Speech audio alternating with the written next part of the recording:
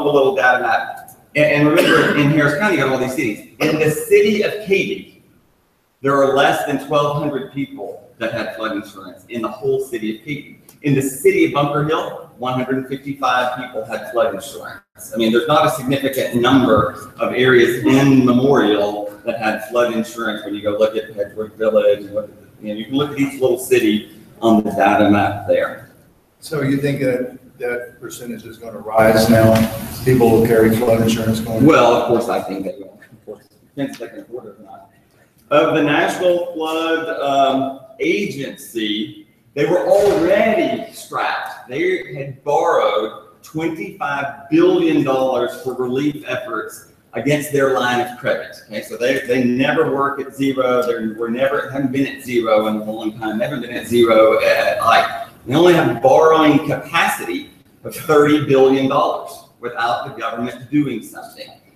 So when they get to $5 billion more, they're out of money. So it's not like they have a blank check to keep issuing relief checks without Congress doing something about it, which we'll come back to that deal at the moment. In the shelters, I think the shelters have always been a relatively insignificant number. Today, right this moment at 4:44 this morning, we had 1,300 people at the George R. Brown. The population at NRG is still slightly rising. We're at about 3,300 people in the shelters. New people are all being routed to NRG. It's a little nicer actually than GRB.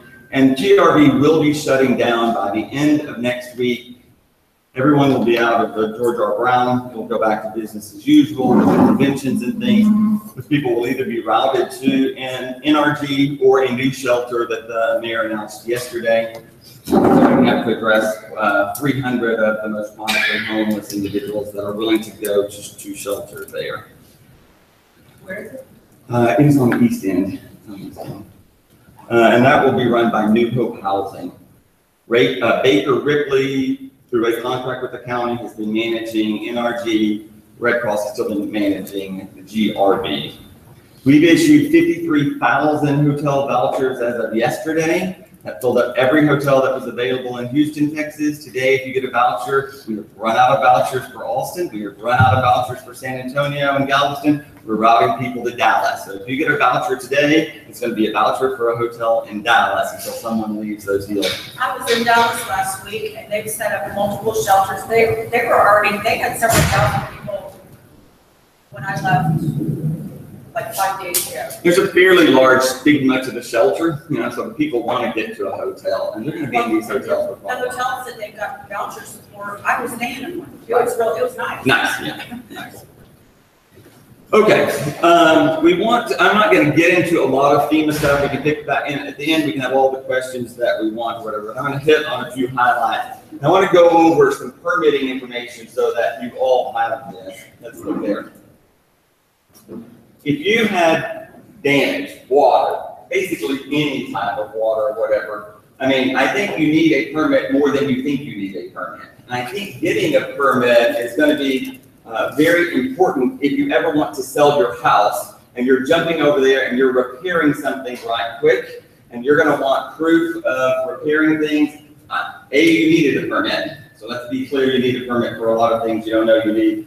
And B, I think it's going to help you later in life also. So you don't need base. If you just replace sheetrock and you replace your flooring, of course you don't need a permit for that sort of thing. So you can paint, you can replace the countertop, if you replace your island with a new kitchen sink, you do need a permit for that because you impacted the plumbing in that section there.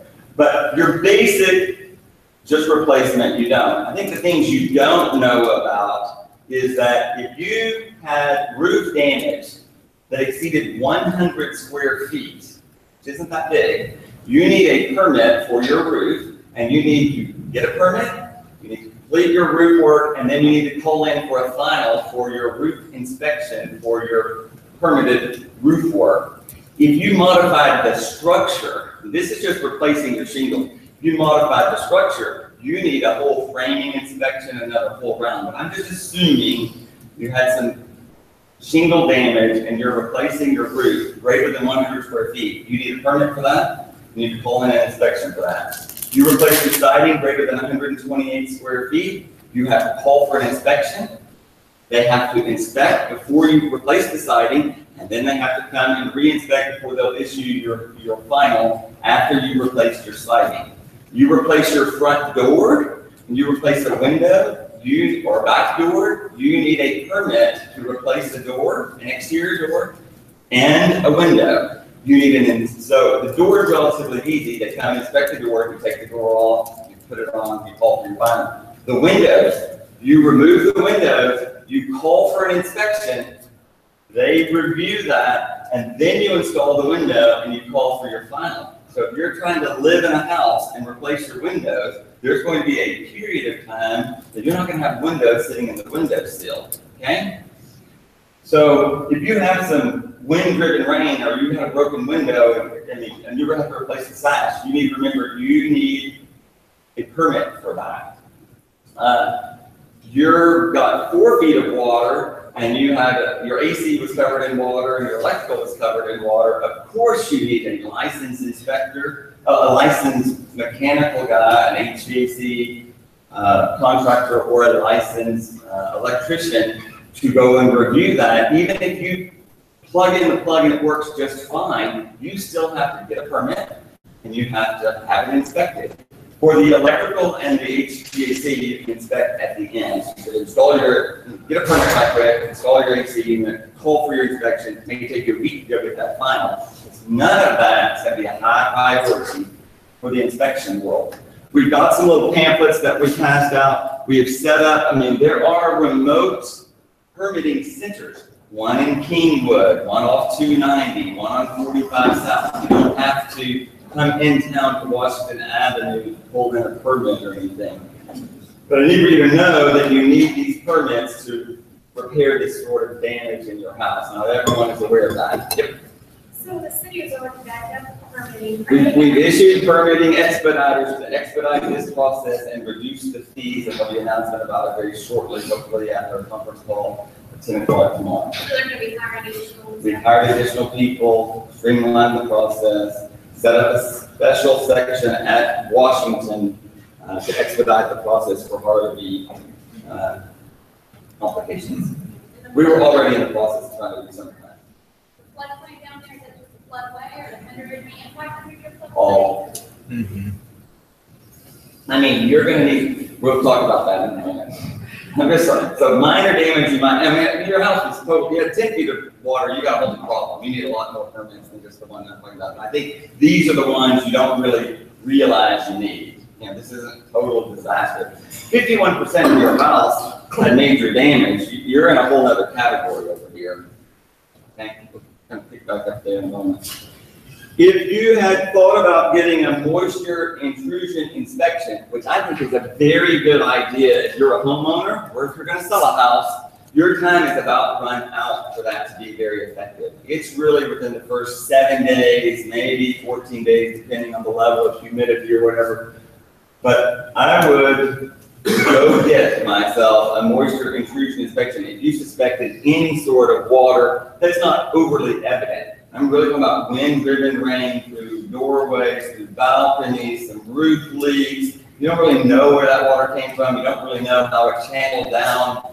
I can have a drip right here with this electrical socket, but the roof leak may be 40 feet over and it just found its way over here. We need to know how the water got there. And you're only going to be able to tell that for so long without some sort of anomaly. Wet sheetrock, wet insulation that's, you repaired something too quickly, covered up some wet insulation, it's going to stay wet. There's not any way for it to ventilate or get dry if you were in a hurry to do one of these repairs or something. So I'm a big fan of getting information here, as you'll see in just a little bit. Okay. I want to talk about some sales. I have reporters all over the country telling me we're selling houses during Harvey and right after Harvey. I had a closing today at noon. I got a $1.35 million house under contract on Saturday. I got my park listing under contract on Sunday in the east side. So we're able to sell houses. It's not that we can't sell a house. You would imagine that the ones that had no flood damage are significantly easier to sell than those with flood damage or whatever. They're not going to be that easy to do so. the whole question over, the impact of sales in the long run is what is the impact on supply and what is the impact on demand? I mean, that's the whole world is based on that deal. Before the storm, August 27th, we had 29,703 houses for sale, and today we have a reduction of about 2,500. So we're down in inventory, which means those are people that took their house off the market, probably because they had a water issue, okay? So we're down roughly 10%, 10% number, okay? Inventory's down, good for the housing market, okay? So that's a number kind of keep in mind. Keep watching inventory. What's happening to inventory in September, October, and November is going to be a big factor of what's going out there. So, people ask me again, what's the impact of parking? Do not sell in a panic. That's never good for anything. A gold scare or your stock scare or whatever. I'm totally confident the housing market will rebound and will continue to thrive because I'm totally convinced the city of Houston will be a better place to live after this event. If you don't think Houston is a better place to live after this event, then you're going to have a pessimistic view on housing and the impact of Harvey on our general economy, on our business world, and on our housing stock. So I'm convinced there will be a positive event out there, much like what happened after Allison. After 30 days, the number of sales increased the following month or whatever. There was a 1 month downturn in sales after 2001. After Allison's direct hit. But we would continue to rise in sales shortly thereafter, but the learning curve wasn't that long. This is a little larger event, it may take more than 1 month or whatever, but in general, I have an optimistic view, and I know I'll kind of explain why. You've got to remember that now we've got really hundreds of thousands of people, and people all the time contact me. 90% of the greater area fared just fine during the storm. They were really not that impacted. They almost have guilt over not being adversely impacted. But the 10% number, greater area, and I'm adding the other counties, is 400,000 people that were impacted by it. Okay? They're out of work, going to be out of work for a long time. They're in a hotel, they're living with their friends, they're living with their parents, and they've gone to their second home somewhere. Rich and poor were impacted by this event. Yep. 400,000 just in Houston? No, it's a greater, the greater area. I'm going down to Clear Lake. I'm going over. I'm not including Corpus and Rockport in that area. I'm counting our greater area. Conroe, Trinity River, all that sort of stuff. I'm adding all that number into that number. So about 400,000 people. Almost 100,000 of them have not gotten back into their home yet, right? They haven't bought any sheetrock yet. They haven't done anything because they can't even get into these homes yet. So there's still a fair number of people that are still impacted by these numbers there.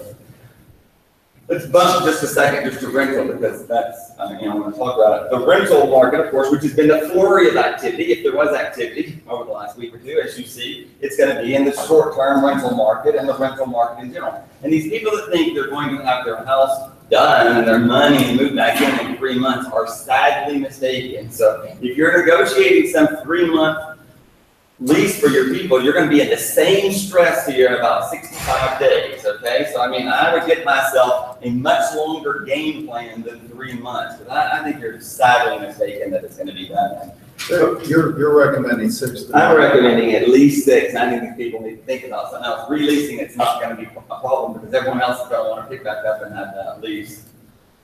We were at 7,300, the number was 7,300 before the storm, the number's down to 6,100. Even with the rush of people who converted their houses that they couldn't sell into rental units, we still have a fairly significant reduction in the amount of inventory today on HAR for rentals houses available. Okay? 53,000 vouchers going up. 6,000 houses available for rent. Most people don't want to pay what they want them to rent them for, so I mean, you have tremendous stress, and I'm sure the realtors all know about it. And we all have friends that need a place to live. Yes. All of us have that same deal. We'll all be focusing on trying to solve this problem today, next week, 3 weeks from now, and 1 month from now. Yes, Jim? Yeah, so the guys that want to lease a house, they say, I want to lease my house. Yep. What are their expectations? Because they think they're going to get more money. Of course they do. Okay.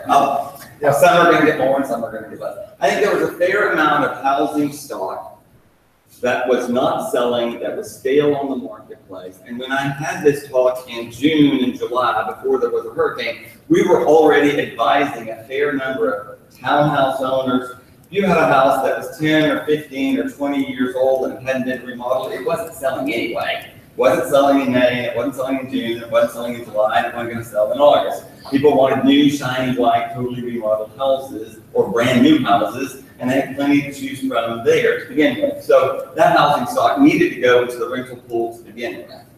And the townhouse market was totally saturated with townhouses, underreported listings or whatever. Developers with 12 units or 2 on the MLS still had 10 sitting in an inventory, right? You need to contemplate the rental market. It's a much better place for them to put their money at the moment and keep one for sale, but go rent the other 8 or something if that's what you have. We will not rebuild a significant portion of those apartments. Many of those apartments, I would venture to tell you 60 to 70% of those apartments that we talked about in the 120,000 number, it's not their second time to flood, it wasn't their third time to flood, it wasn't their fourth time to flood, We need to get smarter about not even issuing them a permit and not letting that housing stock go back into the deal and replace the Class C apartments with Class A apartments that are higher and better to begin with. So in the long run, I mean, it'll create some activity in the rental market, and I think we'll replace that stock with a better stock to begin with.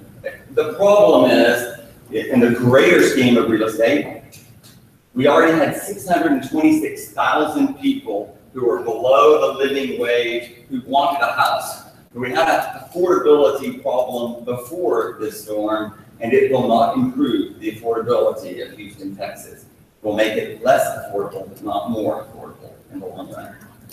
Okay? Constantly get questions on just construction costs, the impact, what the delays, that sort of thing.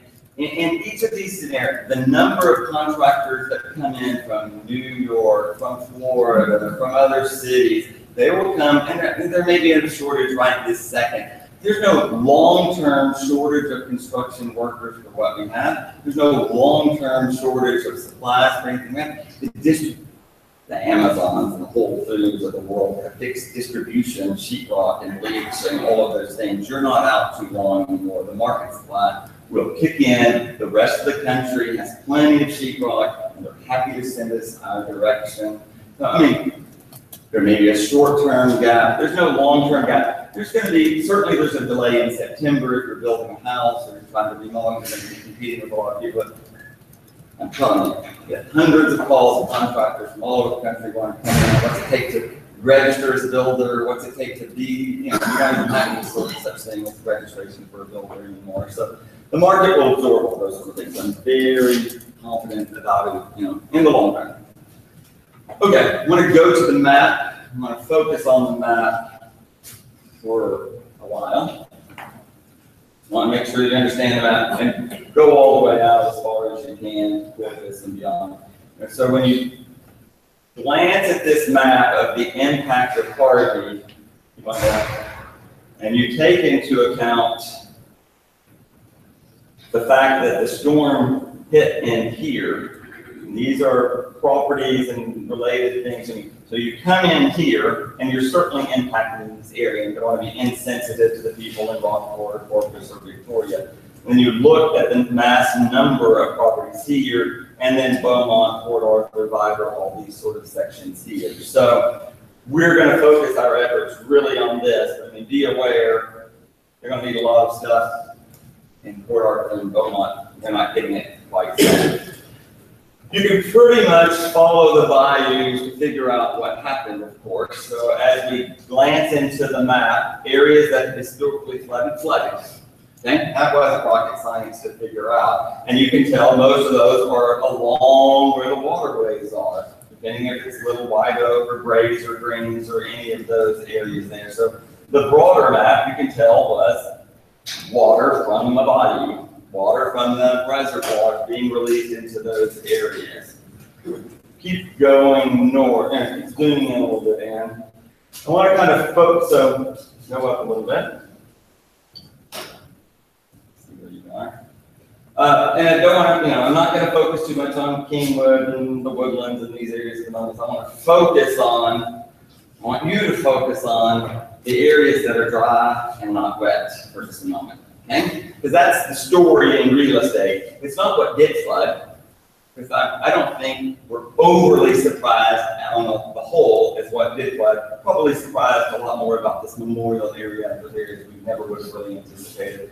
But we've been talking about in real estate the opportunities. And the opportunities had been in the near north side, the area between 45 and 59, close to downtown, that has been an opportunity for investors, an opportunity for young individuals, an opportunity at a more affordable place to go. And you can still buy a house for $150,000 in this area and be 2 minutes from Good Age downtown.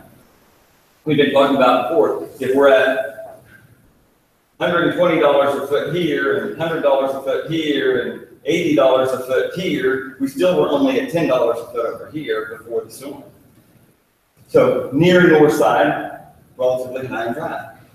East side and all of this other section, I mean, the average volunteer at the George R. Brown came from the east side. Eastwood, Idawood, those little areas, they could get there easier, and they did not have the impact of the flooding in that area.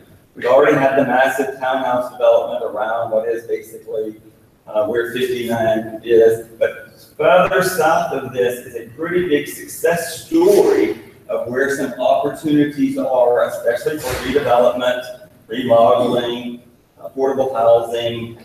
And I think, what can we buy for $250,000? What can we buy for $179,000? What can we buy for $329,000? You don't have those options in many areas. You still have these options over here. So, to me, again, the biggest success stories were the east side and the near north side.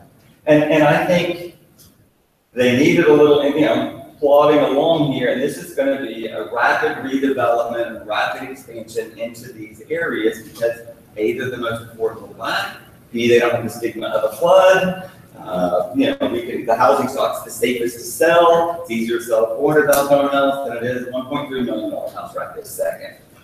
And so pay attention to these sort of areas. We fared well in plenty of other areas were high and dry, okay?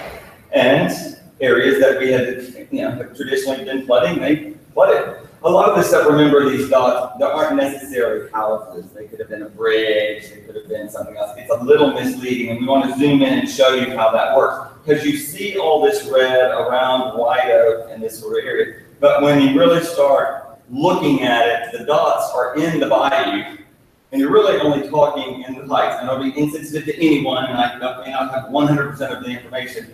But in general, the White Oak condos that have flooded every one of those times I talked about, in Allison, in the tax flood, they flooded again. But most of these little dots, you got Lucky's over here, it's flooded 3 times in the last, they're gonna need to raise it up a little bit. They don't need to rebuild at Lucky's anymore. It's not a good investment for anyone.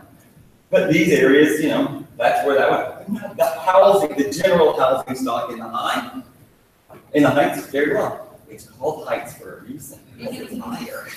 And if I was just a consumer today, coming into work in the city of Houston, Texas, and we would always used to think, okay, the ideal place to go live is Memorial. That Memorial guy is going to rethink that now. Instead of spending $2 million in Memorial, he's going to come spend $1.5 million in the Heights. He's going to get less land, he's going to get a better house, and it's going to be a higher house. A drier house. A much higher house. And a drier house. And a drier house.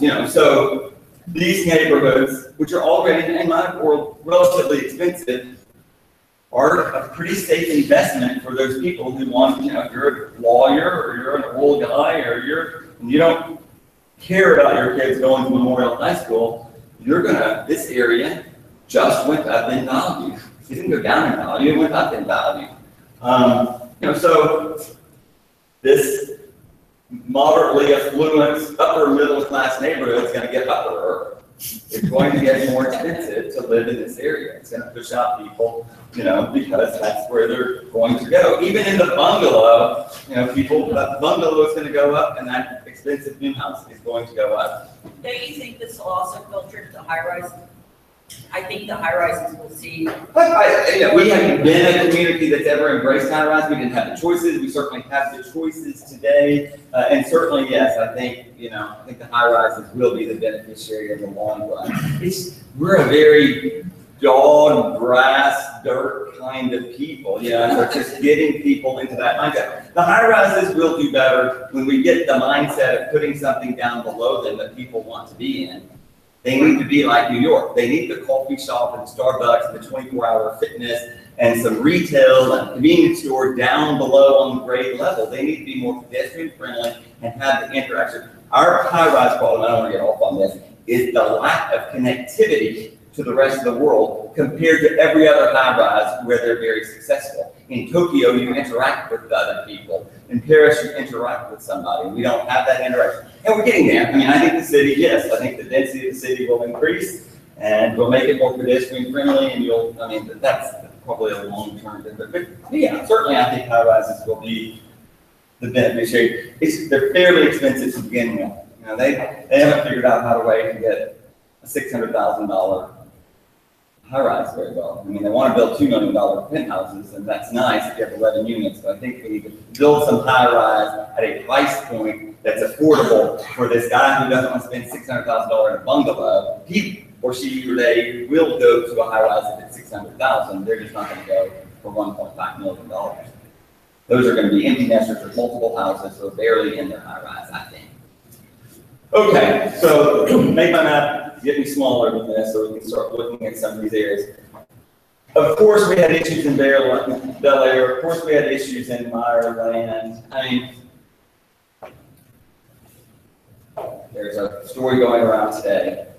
House cost $129,000 10 years ago. It's had 11 insurance claims. We have paid out in FEMA money $1.3 million for the house that cost $129,000. Let's don't do that anymore. Let's stop the madness of continuing to let these people, and I'm a property rights guy. I don't want to take away any of your land, but it doesn't make sense to remodel these houses again and again and again that continue to flood. And it wasn't our last flood, guys. We're going to flood again. May not flood to this magnitude, but we're going to flood again to the Memorial Day flood magnitude and the tax day magnitude, and it isn't going to be 20 years before it happens again. And anyone that tells you that it's not is probably misleading you. It's a city that floods. It's a city that's historically flooded, and it's going to flood again, and we should prepare for the flood. And we can. We're really smart people, and we're not that poor as a city. We can address all of these issues, and you need to press your city council members and your local government, your state government, your federal government to demand that, because it's the best use of our resources over there. Bill? Yes. Yesterday, NPR had an article feature about they made it through the storm and then they opened the rest of the park. Yes. And the wife, the husband's an attorney. And Yeah, filed the lawsuit. They filed the lawsuit after the tax. She said their property was condemned. So does that mean? It hasn't been condemned yet. There's people talking about condemning. It hasn't been condemned. But it is an eminent domain where you take it from. Only until the water recedes, which is about 13 more days, give or take a few days, and then they're going to have access back to their property. So they haven't condemned anyone's property yet. They use that term on NPR. Because you can't get back into your house, because for the greater good, we released the dam so that we didn't flood the other 90% of the population. And so that's what dams do. When you live below the dam, you always reach the fact that if the dam breaks, not only were they gonna have a problem, a lot of other people were gonna have a problem. It's a federal issue, I don't wanna get too hung up on it, let them sue the federal government. And it's not the first time people have sued after this has happened. They sued the city last time, they didn't get anywhere with the city and the state, so they moved on to the federal government. And they're not even, they just want the value of the house paid for, And I'm not saying, I'm not in here to talk about public policy. I don't think it's a bad idea to buy all the houses and create a park there. I mean, let's create the new Hershey Park where Fleetwood used to be, but I don't want to say that we should take, some of those people may want to come back in that area. I think there are a lot of things we could do to the dam. We could plane the silt out of the sand and reduce it by a couple of feet. The environmentalists are not wild about that idea, but there's going to be money pumped into those reservoirs somehow. There already was going. And we've spent a fair amount of money since but yeah, I'm well aware of the federal lawsuit that they deal, and I don't have an opinion about it. I think it's going to be hard as hell to sell their houses for a while. That I do have an opinion about. So, yes. Yeah, so, you were talking about Bel Air. I've got a client, he's got $1 million home in Bel Air. It's at 3 feet of water. He should raise it. But, well, he wants to fix it, but during the interim, he wants to buy a house in the Heights and then deal with this. I think that's a great idea. Yeah, I think that too, but he wants to know how is this Bel Air house going to be impacted after he. If his Bel Air house isn't raised, it's going to be negatively impacted. Because it's going to probably flood again. It's why they have the requirement that all new houses be raised. The new houses that were built in Bel Air, the garage is flooded, but the average house was not negatively impacted over there. You might have been stranded in your house because you had to have boats to get out of there, but it didn't reach the first floor of the average house that had been built in the last 2 to 3 years, as Bel Air, strengthened their building code and required a higher elevation. So I think that's what's going to happen. If you want to I think a lot of these people need to be careful about spending a lot of money remodeling their house unless they want to live there for a very long period of time and risk being flooded again. They need to look at their other options. Which could be sell to a builder who will tear it down and build it higher. They could be raising their own house. To play the land game and don't put your money back into that house, hold on to your land and go buy this $150 or $250 or $350,000 house someplace else and wait. Yeah, I think the guy that hurries up in Bel Air or Ireland and tries to fix up his house and tries to sell it in 2017 and 2018 is not going to be able to sell that house. And unless, I will say, I think if the realtor turns right around and lets their client buy their house when there's plenty of other housing stock that's not going to sell, the realtors are going to be held accountable. And you are going to get sued, and the brokers are going to get sued because it is irresponsible if you let the same thing be happening time and time and time again. I will assure you, at Boulevard Realty, I'm going to make damn sure that anyone that buys that house signs numerous releases and understands that I don't think they should do that. And I don't want you to sue me later when your house floods again, because I'm telling you, I personally believe the house is going to flood again. And so why would you want your single largest investment to be over here? Why would you want to put your family in through that emotional and financial situation again when you have plenty of other housing stock to choose from, guys? Some people will remodel and they will sell their house. Some people will, and I think if you want to live there, I would strongly encourage the people who have flooded more than one time to not remodel their house and consider another alternative, even if it is raising that particular house. And I'd raise it a little bit higher than they're telling you to raise it to also. So you're talking 4 to 6 feet. I am talking 4 to 6 feet.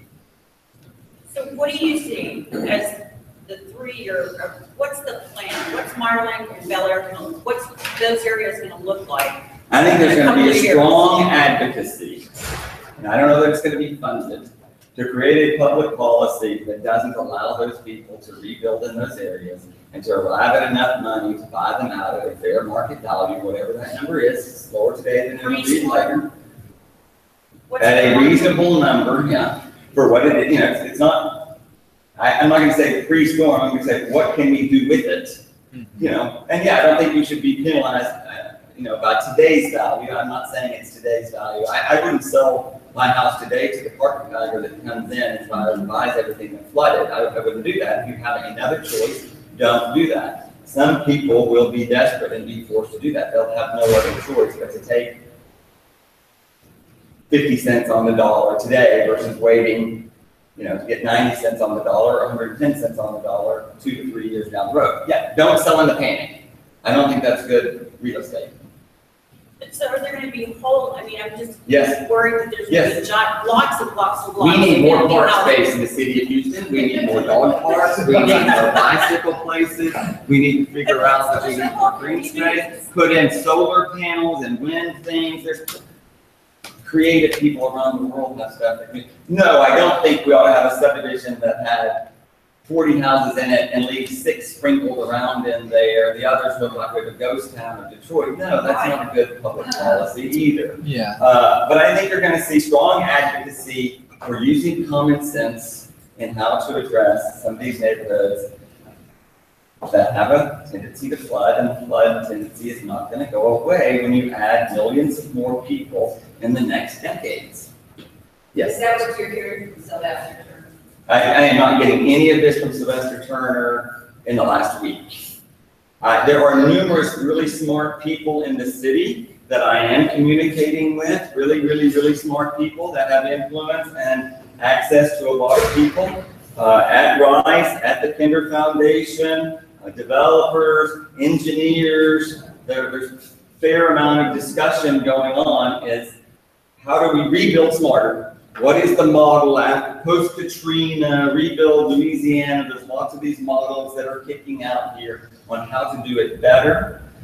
Yeah. It's always about the money at some point. The city technically has no money. Until we pass these bond elections in November, we're at risk of losing the whole pension deal, which will throw us all into a tailspin. But this is what I really think, you want my public policy thinking. It's the time to be transformative.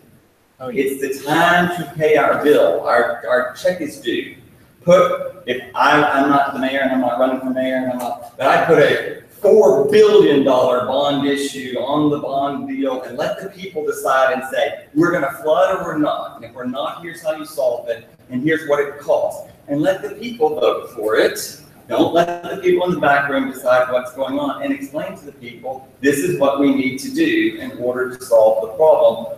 For every 6, 8, 10 years, we're going to be doing the same thing, and it leaves the people vulnerable. Really smart people. Is it the wrong thing for the city to say, I'm sorry, I'm not going to issue a new permit?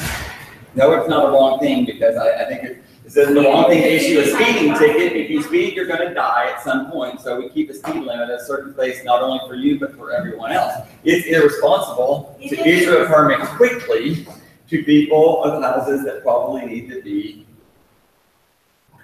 reconsidered. Yes. Yeah. These are only my opinions. Okay. So the question is, they're trying to lift houses up in fire lane. Yep. So can we put like a couple of, contractors that specialize in that Sure. on our approved vendor list? Can. And then can we have that approved vendor list like part of a sheet that we can just, through back agent, export that to a client that's looking for a list? Yeah, absolutely. So yes. Yeah.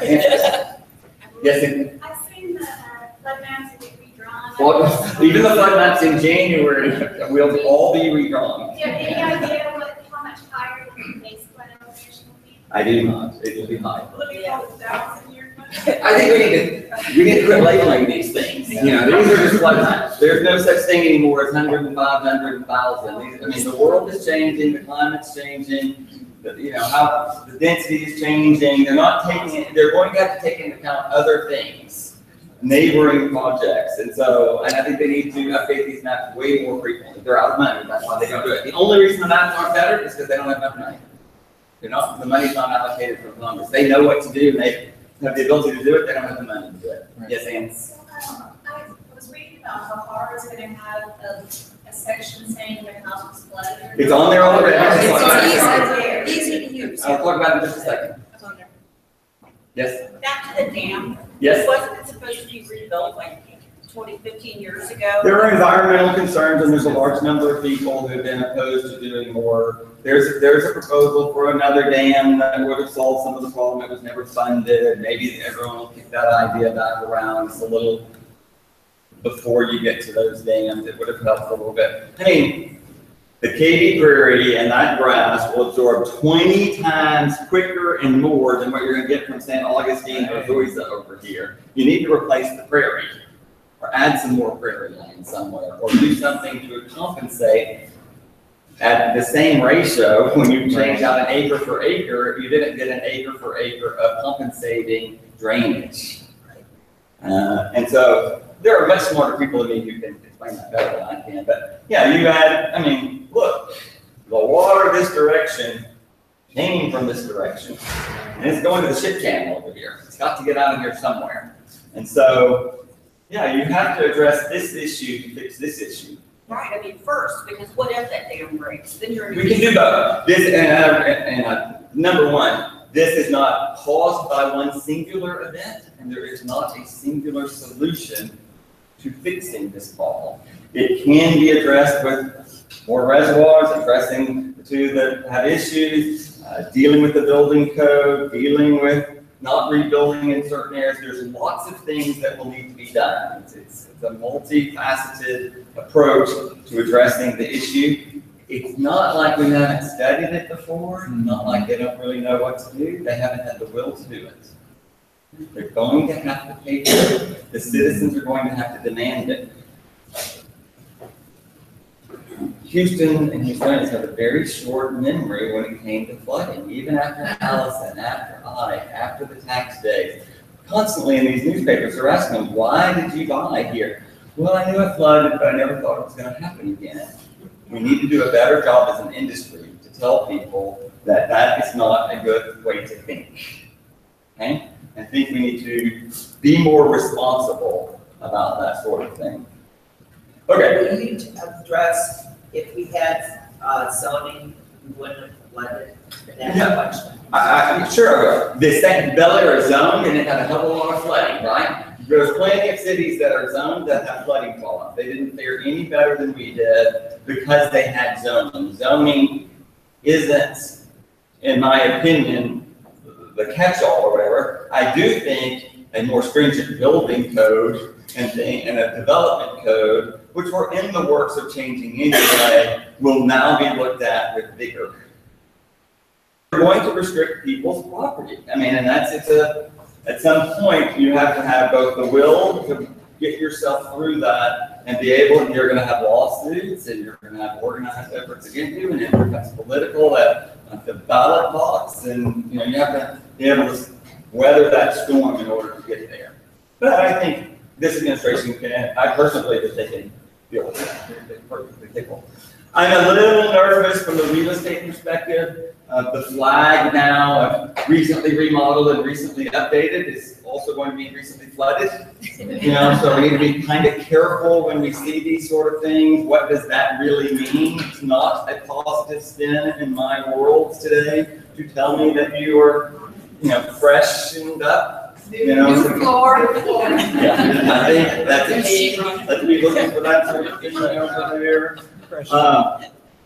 Some things I want you, I could stay here all day. I can talk about this for a week. I have, old people over there. I'm going to go deal with it. I want you to pay attention to these sort of things. Number one thing, I think, what's happening in employment. If employment in Houston fails, it's because Continental or United can't get someone to move here because they think they're going to flood. We're not attracting jobs and gaining employment. That's going to impact real estate 3 months to 6 months down the road. Pay attention to what happens to jobs in October, November, and December. I think it's significant that you pay attention to that. Our industry is tied to the headlines, and the headline's going to be bad. Sales will be down. That means that people want to offer less, right? When sales are down 10%, they feel like they should offer 10% less than the list price or whatever. The headline has nowhere to go but down. Okay? When you can't sell a house, you're going to sell less houses or whatever. So look beyond what that headline says, and you got to get into the local area of what's going on over there. So Be prepared for 30 to 45 days of fairly negative headlines with regards to real estate. I don't think that's an accurate opinion of what's going on. I think we can sit here and say, how many fur coats did we sell today? Well, there wasn't a need for a fur coat today, but it doesn't mean we're not going to sell a bunch of fur coats when it gets cold. It's going to be fine. We're going to sell more houses. There's plenty of areas. There's plenty of demand for houses in these areas that are dry, but the headline is just going to be down. Pay attention. They will divide out these permits of remodeling. Let's look at the number of new construction permits issued. There's going to be a housing shortage 12 months from now. They take 12 months to build. They can't be built in 6 months anymore. So, you know, we will definitely be focusing on the number of permits. Everything will be delayed. Your inspections are going to be delayed. Your permits are going to be delayed. Your contractor's going to be delayed. It's going to take you longer to get from here to there. Prepare for delay. If you take a listing, we're going to prepare a little form for our realtor. Every seller that's not willing to have a closing delayed by 7 days, don't enter into a contract with us because you're going to get delayed. And then I've got screaming sellers who weren't informed by their realtor that there's going to be a delay. Through no fault of anyone, they're going to require additional inspections. There's going to be a higher level of scrutiny on houses than ever before. It's going to cause more delays. Okay? Get ready for the delays. I don't think it's significant delays, but I mean, I think you should plan on there being a delay. And if the stress of the world is that we've got to close today, you can't make someone close if the lender won't let them close. So prepare. We need to go back to how we did it before, you know, during life. Plan on a lease back. Don't make it one day. The norm needs to go back to, you know, we used to always just get 48 hours for free, but I think you need to plan on a lease back for 5 to 7 days, and that needs to be the norm. And if the seller's not willing to do that, I mean, I just think we're going to create a lot of anxiety in our world if you don't plan for the delay. I think every house, I think if I had a house today, and I was thinking about selling, I'd go get myself a pre-inspection. I would go have an inspection company come out and do the little infrared test on the doors and the windows and the roof and the bathrooms and stuff and see if you have a problem. I'm highly going to recommend sellers go and do this so we can address any of the issues before you get under contract. You need to know. I think you really need to know. And then let's be really clear, if you represent a buyer, you're going to inspect the hell out of that thing from here on for a while. You're going to do more and more tests to see that they're with the water. We're going to open more sheetrock, and we're going to open more stucco, and we're going to open more balconies than we have in a very long time. No one wants to buy a house and then discover a $100,000 issue because we didn't do our due diligence in the deal, which means we're going to get a lot more inspection reports, which means contracts aren't going to work out necessarily the first go round or whatever, and we're going to get to fix that stuff and disclose, or get out of the business because you're all going to get sued. We're going to have to disclose more than we ever have. The people are going to expect that you are lying, that the seller is hiding information, and that they really did have water come in from the balcony. And when they go and find it, the lawyers are going to jump up here after people because we shouldn't know. I mean, you should know what you're selling over here. And I think at least for some extended period, whether that's 6 months or a year, you probably need to go and get ahead of the game. Know what you're dealing with. It's easier to deal with it if you know it than if you're surprised. And we have this reigning philosophy, ignorance is bliss, you don't want to know. And I'm telling you, pendulum just shifted over here. And the paradigm needs to go away of that thinking, and you need to go think. Better to know and deal with it. You open it up, you take the photos, you get the permits, you have it inspected by the city, you videotape it, all the work that's being done. You show the people it's no different from having a flat tire. You go over there and you fix the flat tire, but you don't want to start your trip with a nail in the tire. It's the same thing. It's houses. Things happen. Bathtubs overflow, windows leak, people get roof leaks. It's not uncommon. We just don't want to talk about it. Let's start talking about it a little more. Yes, Drew? So what in other markets I've been in, depending upon the market, the due diligence onus shifts from buyer to seller. So what we're probably gonna recommend now is that our sellers go are out. going to do inspections and have those inspections ready to You go. don't have to do a full structural mechanical inspection, because I don't really think that's what we're We're not talking gonna call about. Fox and say, do a whole. No, we're gonna do a Just break free, out the thermal that's imaging. right. It's about $550 at Fox, and plenty of other companies will do it cheaper or whatever. You're gonna go look for moisture penetration in these areas and residue of anything in the thermal imaging that indicates there was any sort of water issue with the house, because that's the fear. That's what we need to go get on top of and be aggressive. And those, yeah, and I, from George R. Brown on Sunday, I mean, I was screaming at Bob Hill and Sean to get the flooded thing up there. So I'm a huge proponent of, did it flood or not, but I want to be clear there.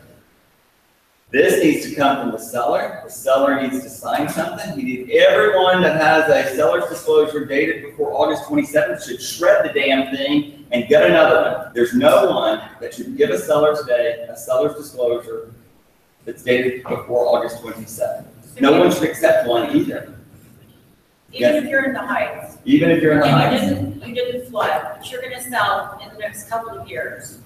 Probably a good idea. Absolutely. Get an appointment right now and say, Absolutely. look, it was dry. That's right. Because That adds value. they're not going to rely on the seller. Every seller was dry.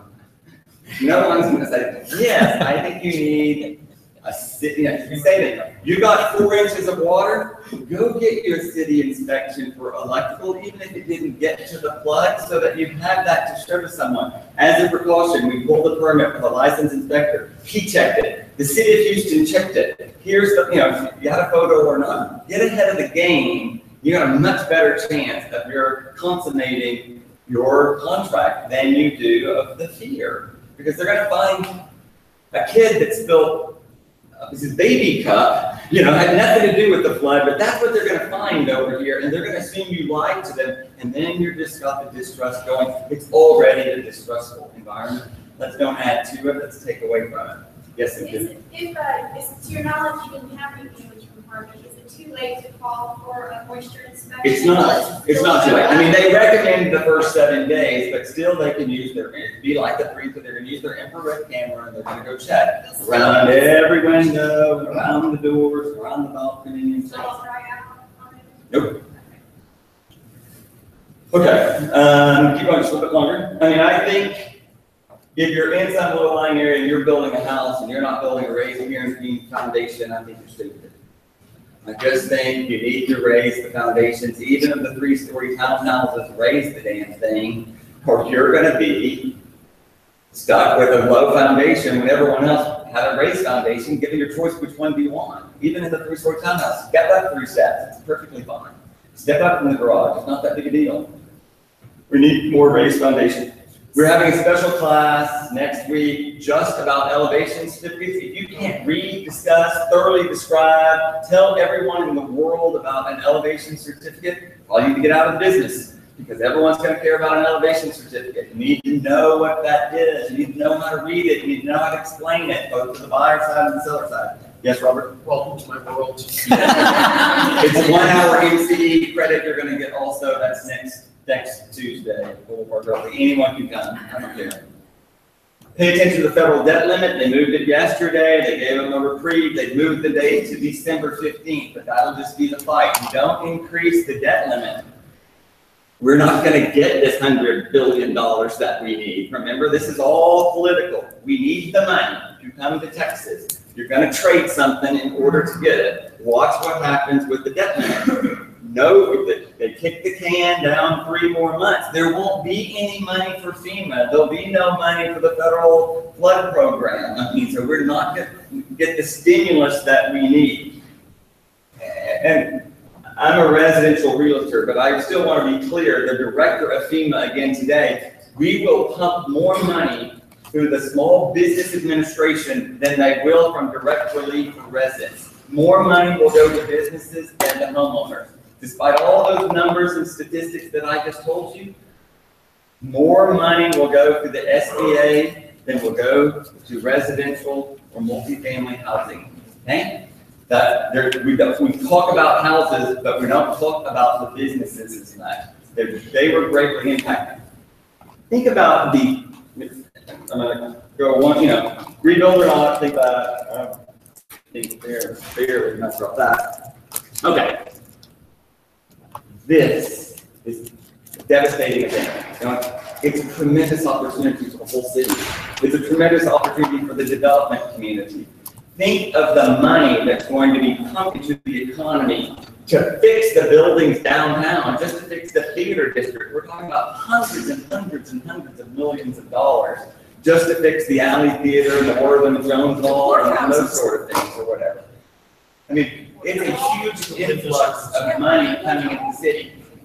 Invest in Home Depot stock. They're going to be just fine for a while, okay? The contractor world, who's been sluggish a little bit, now has plenty of work for an extended period of time. Builders have new places to go and build. I mean, there's going to be a lot of money pumped into the economy as a result of that. Not that it wasn't devastating, but just think about the sheer volume of stuff that's going to be going on in our industry.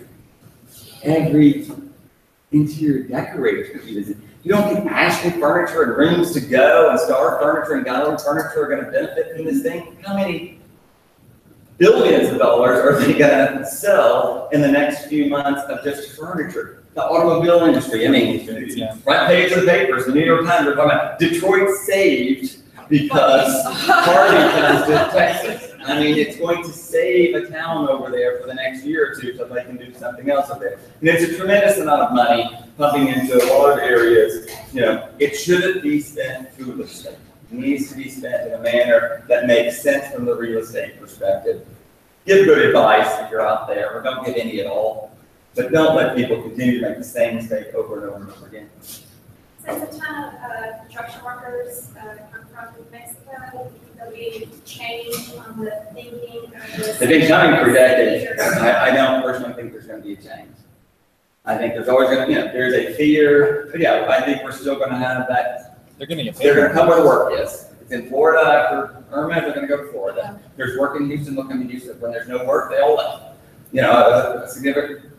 That population left in 2008 and 9, I will struggle back in 9, 10, 11 to get back the same carpenters that I had before I did the recession. But I mean, that's another whole public policy. But no, I think there'll be plenty of workers. Maybe shortage this week, but overall, there's plenty of people. They're just going to get a raise. Yeah, I mean, until there's plenty of people, then the price will go back down. I mean, I'll get into Harvey early to say. 4 days ago, I paid 79 cents for bleach, and about 8 hours later, I paid $1.49 for bleach, and then I paid $3.33 for bleach, and now I'm paying $4.50 for bleach. It's called supply and demand. You want bleach, that's what it costs. And so, housing or about the same. There are plenty of people that need a house. And they want a house, and they want to make sure that it's dry. They don't want to buy a wet one.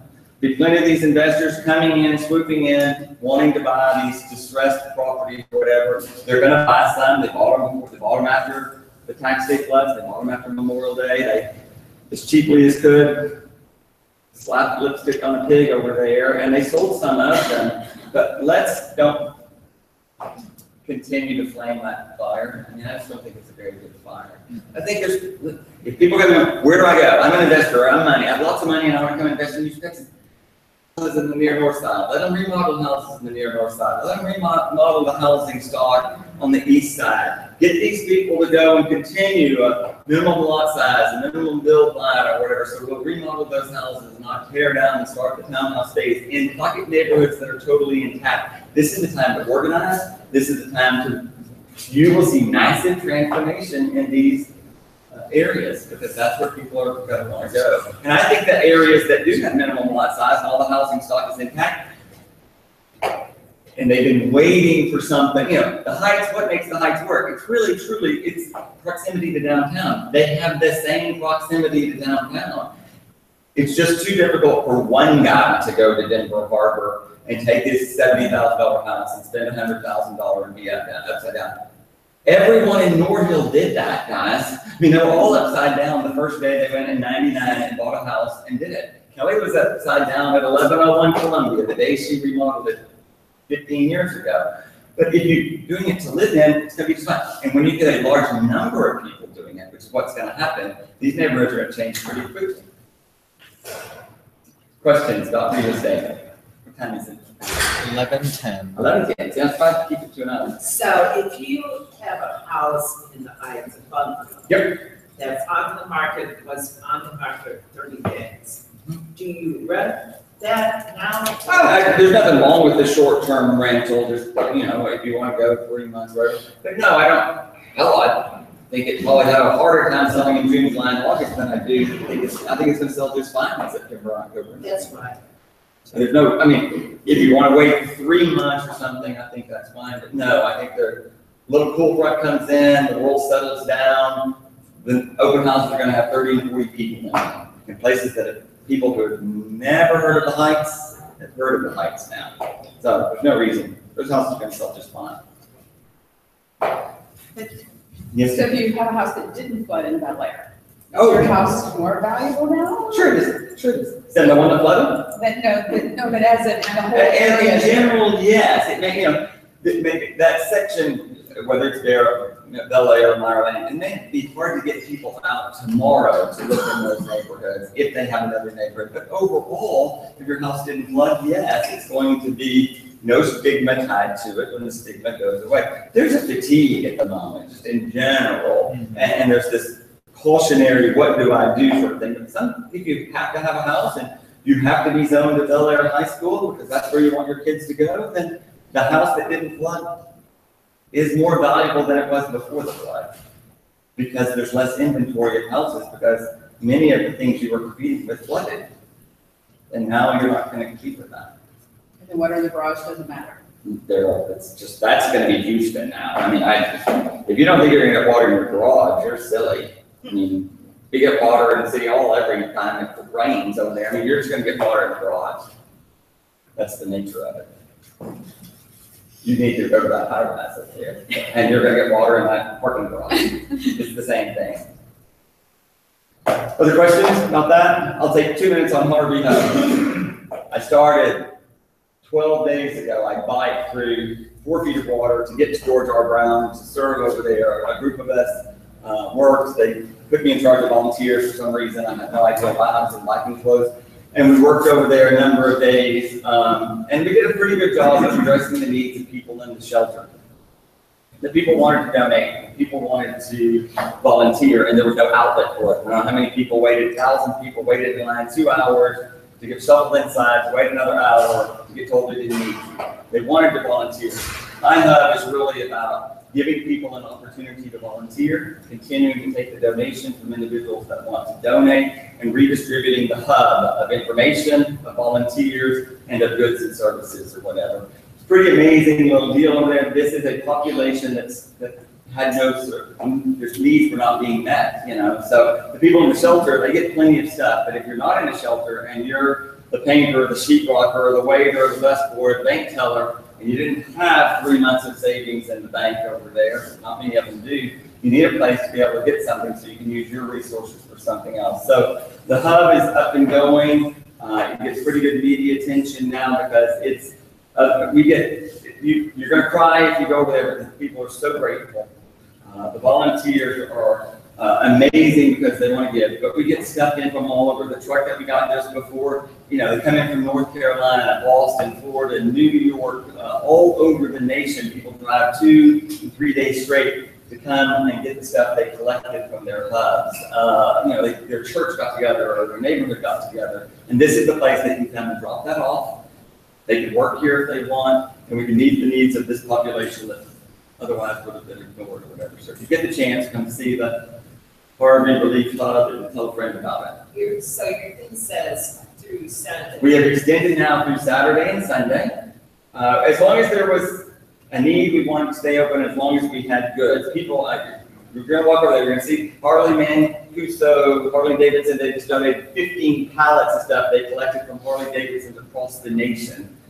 We'll take those 15 pallets of stuff and we'll the need's going to be today and tomorrow and a month. So we wanted the donations to help people October 15th to December 1st and February 1st. So is this, It's just gonna stay open? It'll then just open on the weekends. We'll go through this weekend, and then we'll just be open on the weekend. If there was an organization that did what we did, we're happy to pass it off to somebody else. No one's doing this. The United Way, Salvation Army, or the City of Houston is not doing what we're doing.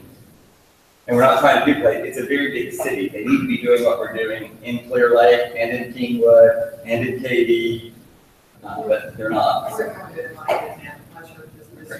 Great, that's perfect. And we'll share our stuff with anyone. We ship stuff all over. We took toilet paper and paper towels to the Hindu temple. They gave us back cases of water they didn't need. We shipped to Beaumont and Port Arthur and Pasadena and Channelview. We ship workers everywhere. It's just a hub. It's constantly flowing over there. Many of our, I'm gonna go change and get into shorts and a t-shirt over here because it's gonna get hot working. It's a great opportunity for people to come and see the needs of the people and to do something for them. If you want to do something, come volunteer. We'll take you over to the work. So, continue every weekend. That's right. After this. Yeah. Okay. All right, that's all I have. Thank you very much. Hope you learned something. Okay.